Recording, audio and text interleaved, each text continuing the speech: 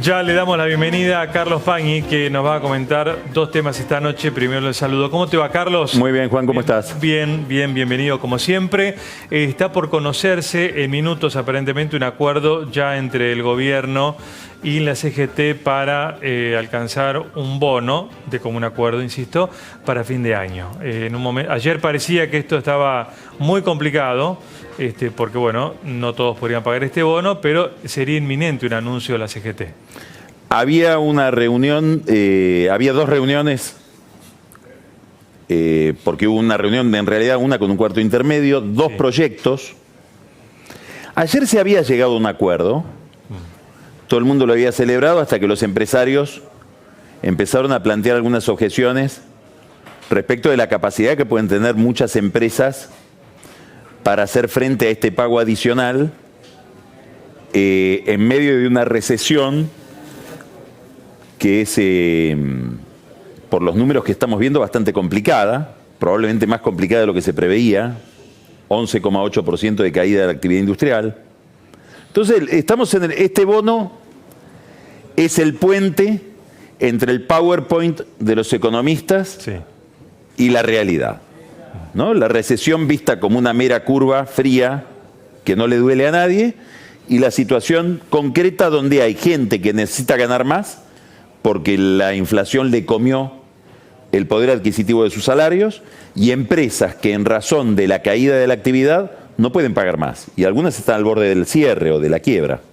Entonces, bueno, el gobierno preserva y apunta sobre todo a un tema que es cierta preservación del poder adquisitivo, que es a lo que apuesta también el gobierno para recuperarse. Claro.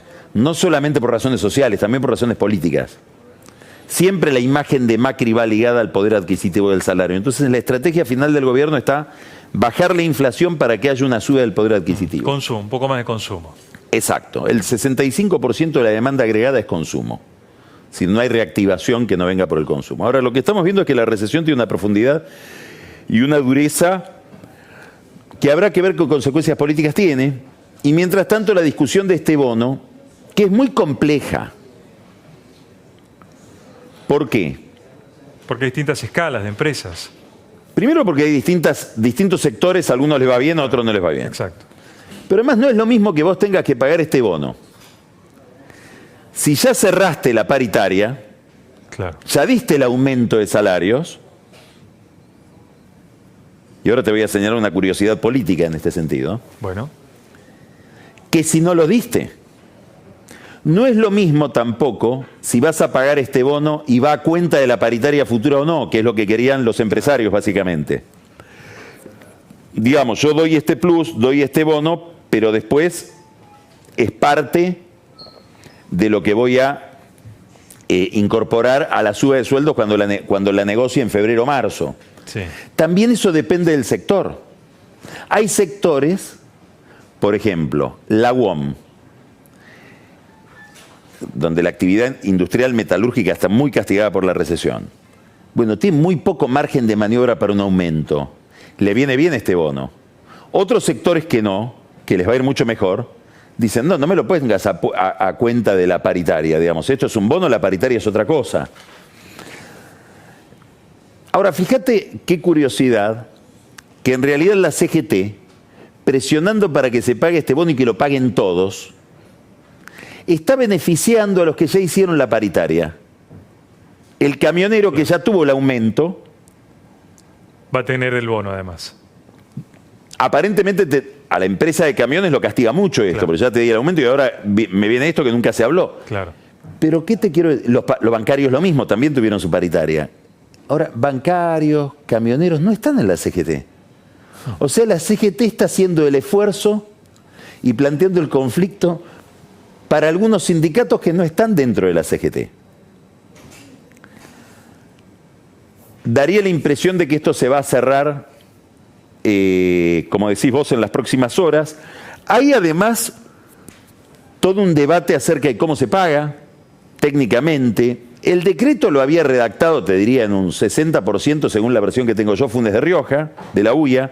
Por eso después fue bastante traumático que sean los industriales los que dicen, no, ¿Puede decir que el decreto que frena el presidente lo redactó Funes de Rioja? Bueno, siempre hay abogados, siempre los decretos que tienen que ver con temas laborales los terminan redactando los abogados de la UIA y de la CGT con la supervisión del ministro de Trabajo y de los abogados de Trabajo. Pero todo... La Secretaría Legal y Técnica. Sí, y sobre todo del área de trabajo, digamos, pero son temas legales que tienen requieren un saber técnico que lo tienen ellos. Sí. Entonces, claro, ayer festejaban que los empresarios se habían arreglado, después los empresarios fueron para atrás porque no es lo mismo alimentos que transporte, no es lo mismo transporte que bancario, no es lo mismo bancarios que construcción o metalúrgico. O gastronómicos. O gastronómicos. Hay otro tema en este... ¿Qué va a pasar con el sector estatal? Sí, yo insisto con el gremio gastronómicos porque creo que es el más claro para entender que a lo mejor a un restaurante le va muy bien y a otro le va muy mal. Y los dos tienen que pagar 5.000. Tienen que pagar por igual. Y los dos tienen que pagar 5.000. El que está a punto de cerrar es el ejemplo más claro, una industria quizás más difícil. El que está... Y a ese le dicen pedite un crédito. Es que Claro. yo me pido un crédito para pagar los impuestos. Exactamente. Y los créditos los están dando una tasa de, con suerte, 70%, con suerte. Sí.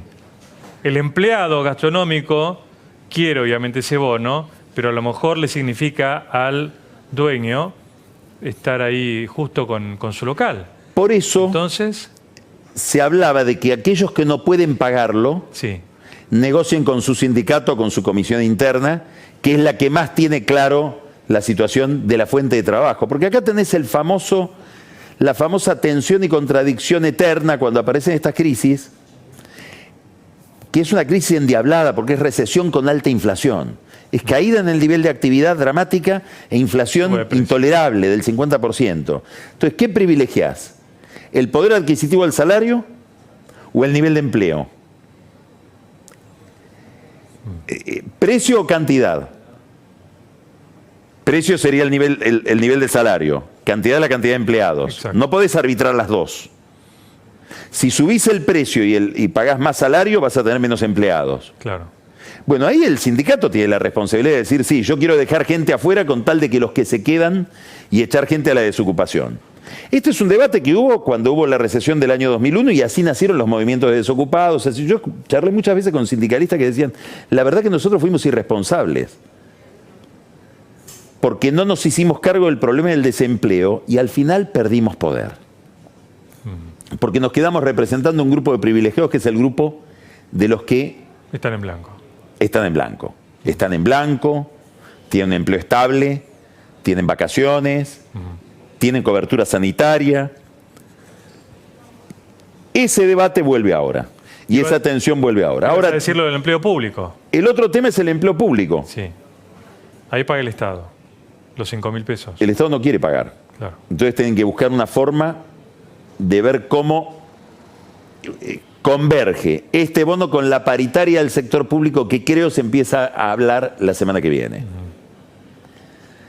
Todo esto con la espada de Damocles de un nuevo paro.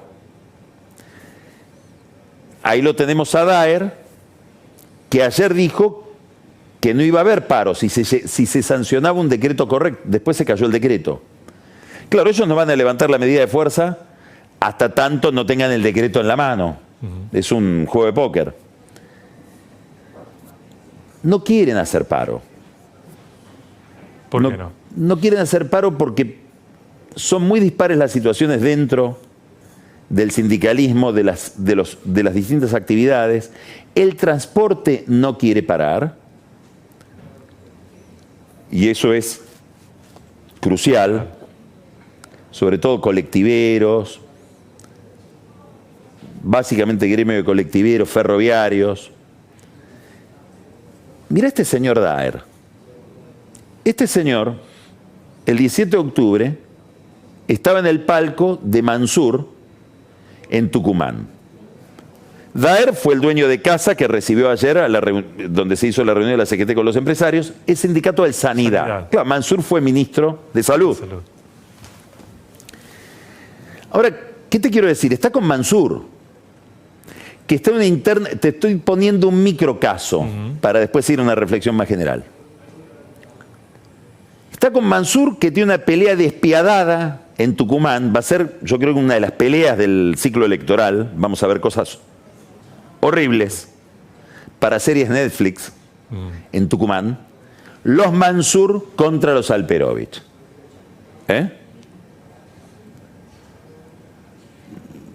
No es una pelea, es un divorcio. Claro. Porque Alperovich fue el padre político de Mansur, el que lo hizo gobernador. Bueno, ahora Mansur, parricida. Clásico de la política. Eterno. Sí. Inevitable. ¿A dónde estoy yendo? Alperovich en su pelea contra Mansur, ¿en quién se respalda? En Cristina Kirchner. Quiere decir que en el caso tucumano, que es un caso, pero eso se reproduce en todo el país, si hay conflicto, le suma a Cristina, y en la situación tucumana, por ejemplo, le suma a Alperovich. Y le resta al candidato de este señor. Entonces la CGT, que no está alineada con Cristina, que tiene inclusive muchos gremios de ellos líneas internas dentro del sindicato alineados con Cristina, de la CTA, etcétera, están pensando, si yo todo el conflicto que haga le suma a la que después va a venir por mí. Claro. ¿Se entiende? Sí, sí. Porque si hay un paro decretado por este señor Daer, en Tucumán le suma Alperovich en contra del candidato de Daer. Claro. Entonces acá... Aunque consiga un bono. No, si consigue el bono no habría paro. Digo, pero tienen ganas de que les den un bono para que no tenga que haber paro, porque además es un momento de escasa movilización. Nadie quiere perder un día de trabajo, hay empresas que te descuentan el día de trabajo. Entonces lo que estamos viendo es una especie de juego de tahúres donde el sindicalismo pide a gritos, con un paro en la mano pide a gritos que no se haga el paro, y los empresarios, que suelen ser los más conciliadores, son los que se pusieron duros. ¿Por qué? Por una situación realmente asfixiante que están pasando muchísimas empresas, sobre todo pymes, con este nivel de recesión y este nivel de carga impositiva, Juan. Porque parte de la plata del bono también se la lleva el Estado con el aumento de impuestos.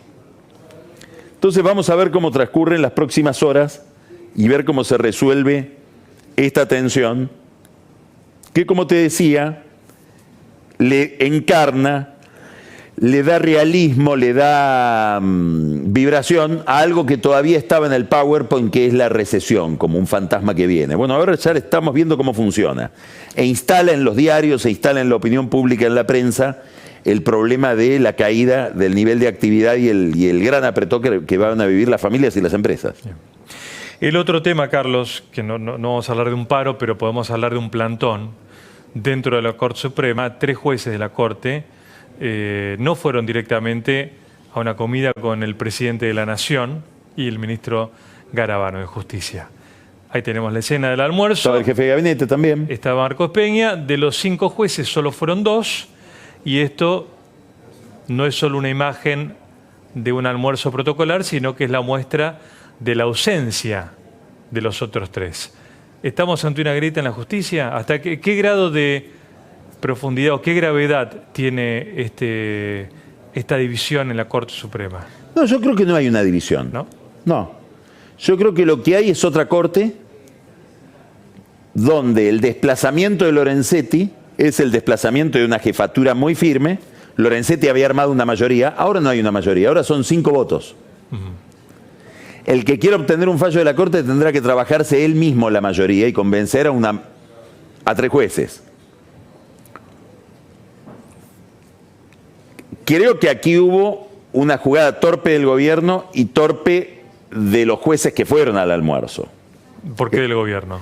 Primero, el gobierno invitó a un almuerzo donde iban a estar sentados a la mesa el presidente, el jefe de gabinete, el ministro de Justicia, Fabián Rodríguez Simón y José Torello, que finalmente, sabiamente, los bajaron del almuerzo, porque son operadores. Claro. ¿Qué tiene que ver la Corte con operadores judiciales?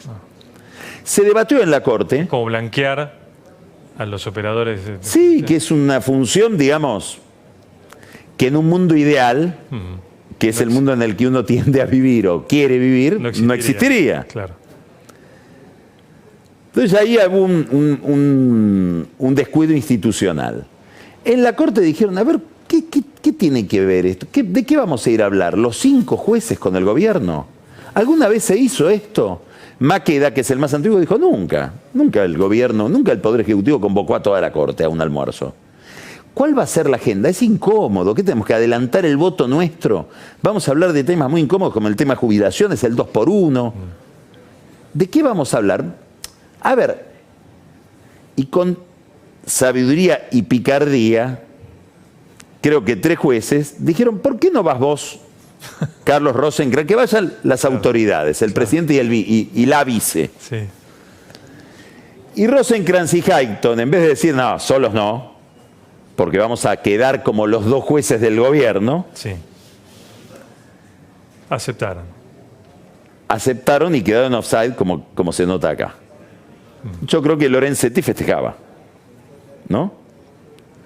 A él no le pasó.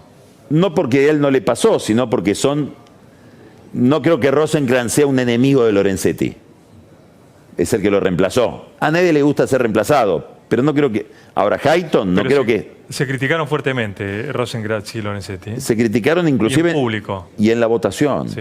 En la votación. Sí. Mientras se estaba discutiendo. Sí. Pero ahí hay que mirar a Hayton. No creo que esté en las oraciones de Lorenzetti. Porque Hayton sí tenía con Lorenzetti una relación muy estrecha, que se quebró con esto, y Lorenzetti no sé si lo tomará como una traición, pero debe estar en el borde. Entonces Lorenzetti debe haber festejado que estos 2 jueces queden como los jueces que sí dialogan con el Poder Ejecutivo, mientras los otros son los jueces independientes. Yo creo que todo esto es una ficción absolutamente transitoria, y que ahora lo que tenemos que ver es cómo se compone la Corte en cada caso. Y habrá que ver qué capacidad tiene Rosenkrantz para ir armando una nueva Corte y ir armando una armonía ahí adentro y constituirse él en el presidente de esta nueva Corte. Pero esta decisión, que yo creo que ahí al que hay que mirar es a Rosati. Rosati mandó una señal, que no sé si todo el mundo la percibió. ¿En público? Recontra pública. Sí. Rosati en algún momento dijo, aquí estoy yo, señores. ¿Cuándo? Cuando inauguró una página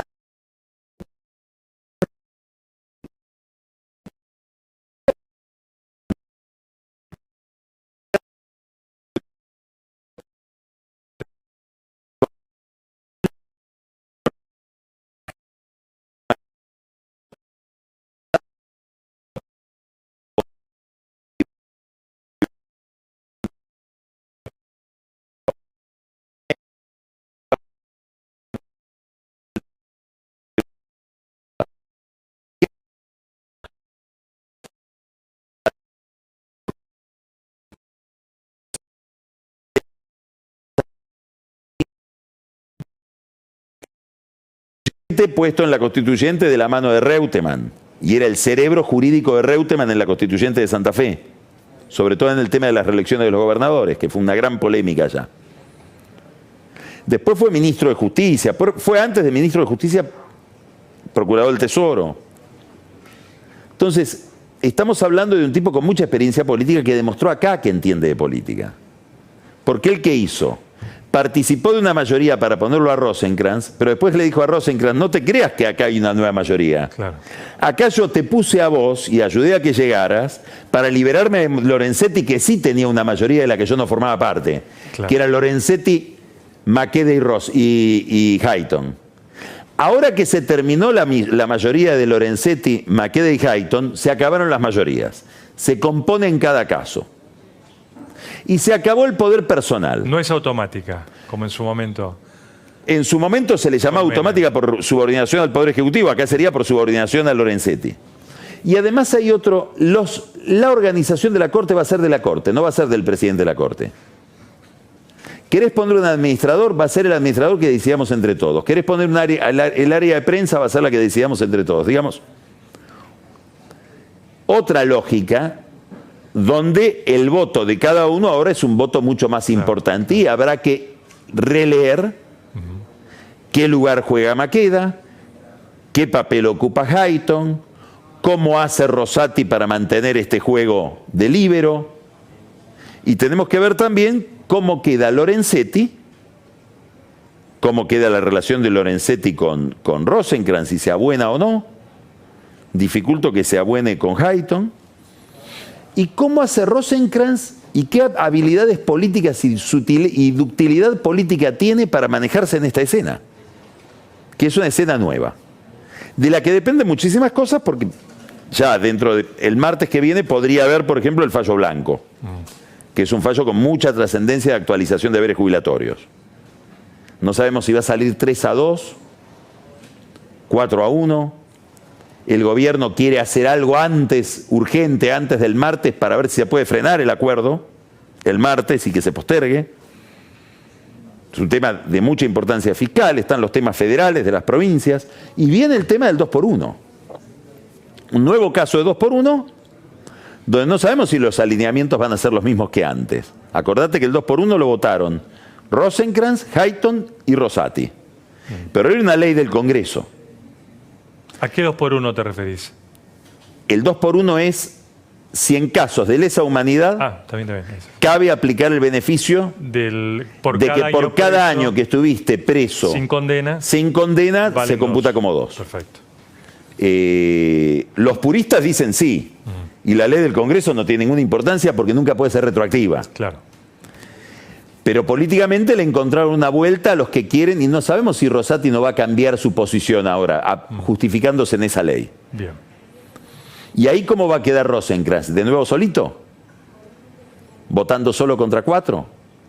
¿Cómo va a quedar Rosenkrantz en este fallo blanco previsional? Digamos, se abre un juego muy interesante que lo está mirando todo el mundo, porque Lorenzetti ejercía una jefatura que se proyectaba también sobre otros sectores de la justicia, y sobre todo sobre Comodoro Pi, sobre los jueces federales, que ahora están como en un reino, en un cielo con 5 soles.